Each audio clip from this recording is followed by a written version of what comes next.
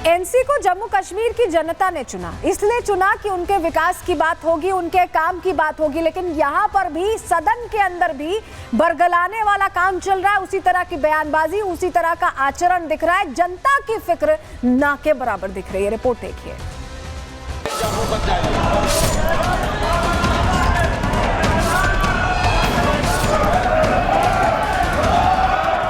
वक्फ संशोधन बिल पर संसद के बाद राष्ट्रपति ने भी मुहर लगा दी है, जिसके बाद अब वक्फ बोर्ड संशोधन कानून 2025 बन गया है।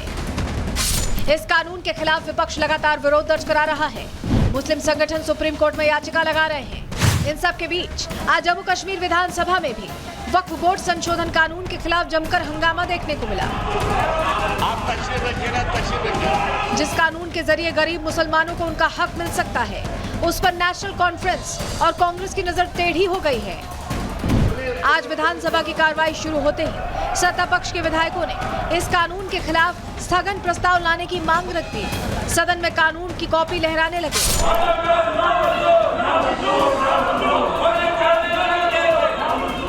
जो कानून गरीब मुस्लिमों को उनका हक दिला सकता है, वो कानून ना तो कांग्रेस को मंजूर है और ना ही सत्ता में बैठे उमर अब्दुल्ला को। जिन लोगों के लिए ये कानून बनाया गया है, वही लोग कहते हैं कि हमें कानून नहीं चाहिए। तो हमें नहीं लगता है कि ये कानून मुसलमानों के हित में बनाया गया। ये कानून इसलिए बनाया गया ताकि वोट बटोरे जाए, ताकि दो धर्मों को आपस में लड़ाया जाए। तो हम इस तब तक हाउस चलने नहीं देंगे जब तक एडजॉर्न करके इस पे बहस होगी। हमारी नजर में, सीपीएम की नजर में, ये सरीहन जो डेमोक्रेटिक राइट्स है, कॉन्स्टिट्यूशनल राइट्स है एक कम्युनिटी के, ये उन पर एक असॉल्ट है। मैं ये भी रिकॉर्ड में लाना चाहता हूं कि पार्लियामेंट में अब भी जान है, जहां 200 से ज्यादा 232 के लगभग मेंबरान ने इसकी मुखालफत की। हमने एक साथ रहना है। आज असेंबली में एडजर्नमेंट मोशन पेश हुई, स्पीकर साहब का ऐलान आपने सुना, लेकिन तब भी मेरी राय ये है, मैं हर पक्ष के लोगों से यही अपील कर लूंगा, ये मुद्दा हम सब के लिए जरूरी है, बहस होनी चाहिए। वक्फ बोर्ड संशोधन कानून बकायदा देश की संसद से पास हुआ है। संवैधानिक कसौटी पर खरा उतरने के बाद ही राष्ट्रपति से मंजूरी मिली है। बावजूद इसके पूरा विपक्ष संवैधानिक प्रक्रिया का न सिर्फ अपमान कर रहा है, बल्कि वक्फ की मनमानी को बचाने के लिए जम्मू कश्मीर की जनता का हक भी मार रहा है।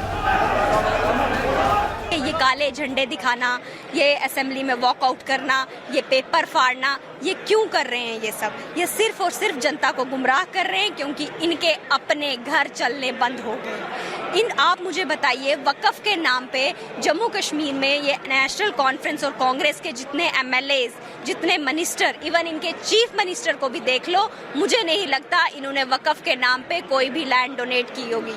तो फिर आज काले झंडे क्यों दिखा रहे हैं? ये बिल पास हो चुका है, इस पे असेंबली में डिस्कशन का ही मसला नहीं बनता।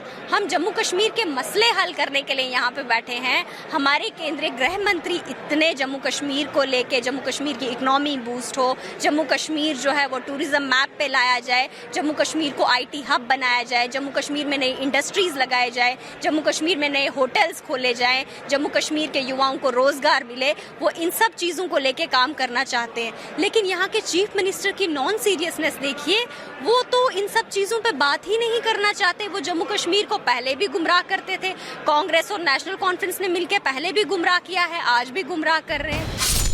गृहमंत्री अमित शाह घाटी में अमन कायम करने और विकास को नई रफ्तार देने के लिए मैराथन बैठकें कर रहे हैं। लेकिन जम्मू कश्मीर में जनता द्वारा चुनकर आए विधायक अपनी सियासत के लिए सदन की कार्रवाई में रोड़ा अटकाकर जनता का हक मार रहे हैं। स्पीकर ने साफ कह दिया है कि मामला सुप्रीम कोर्ट में है और ऐसे में स्थगन प्रस्ताव का ना तो नियम है और ना ही इस पर चर्चा की कोई जरूरत। बावजूद इसके सत्ता पक्ष घाटी की जनता को बरगलाने का काम कर रहा है। Bureau report, Republic Bharat.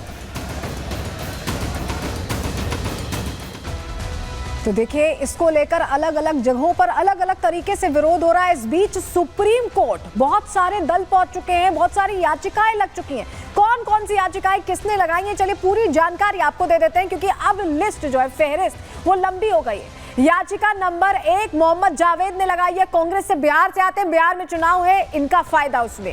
Asaduddin Owaisi ये भी बिहार में जाने का सपना देख रहे हैं, इन्होंने भी याचिका लगा दी। अमनतुल्लाह खान आम आदमी पार्टी विरोध करती रही, याचिका लग गई। अरशद मन्नी जमीयत उलेमा हिंद से लगातार इसके विरोध में बोलते रहे, याचिका लगा दी। All India Muslim Personal Law Board ने तो जुमे से पहले, जो ईद से पहले का जो अलविदा जुम्मा था, उसमें ये कहा था कि आप काली पट्टी बांध के चले आए, तो वो विरोध कर रहे थे, उन्होंने भी याचिका डाल दी। इंडियन मुस्लिम लीग ने भी याचिका डाल दी। इसके अलावा याचिका number 7 association for the protection of civil rights, यहां पर याचिका डाली गई है इसके खिलाफ। वहीं समस्त केरल जमीयतुल उलेमा, यहां याचिका नंबर 8 भी केरल से डाल दी गई है। तो ये अलग अलग याचिकाएं डाली गई हैं और इन याचिकाओं के जरिए कहीं ना कहीं ये कोशिश की जा रही है कि ये बताया जाए जनता को, मुस्लिमों को, जिनके ये रहनुमा बनते, कि हम अभी भी कानून बनने के बाद भी आपके लिए लड़ रहे हैं। सिर्फ नैरेटिव सेट करने की कोशिश है। याचिका करता इस पर क्या कह रहे हैं, उनको भी सुनिए। देखिए, अगर कोई भी एक्ट अगर चैलेंज हुआ है, वक्फ एक्ट में ये है कि वक्फ के पास जो प्रॉपर्टी हो, बेईमानी की प्रॉपर्टी है, बेईनामी की प्रॉपर्टी है, that is issue different. But जब एक्ट चैलेंज हुआ है, एक्ट को तुरंत स्टे की मांग मेंशनिंग हम लोगों ने इसलिए किया है, श्री कपिल सिब्बल साहब ने भी इसलिए किया है, क्योंकि नोटिफिकेशन के हिसाब से जैसे ही एक्ट भारत सरकार के गजट में पब्लिश होगा, तुरंत ही वो अपना प्रभाव में आ जाएगा, अपना काम करने लगेगा। और उसके बाद अगर 10 दिन बाद, 12 दिन बाद जब मैटर लगेगा, तो ये उसका प्रभाव कहाँ तक पहुँचाएगा, उसको नल एंड वाइड करना कोर्ट के लिए थोड़ा सा वो होता है। जो संविधान की बात करते हैं वो अपनी राजनीति के लिए उसे भी ताक पर रख रहे हैं, और यही वजह कि सुधांशु त्रिवेदी बीजेपी ये पूछ रही है कि ये संविधान की बात करते हैं, संविधान का अपमान कैसे कर सकते हैं। सुनिए जरा।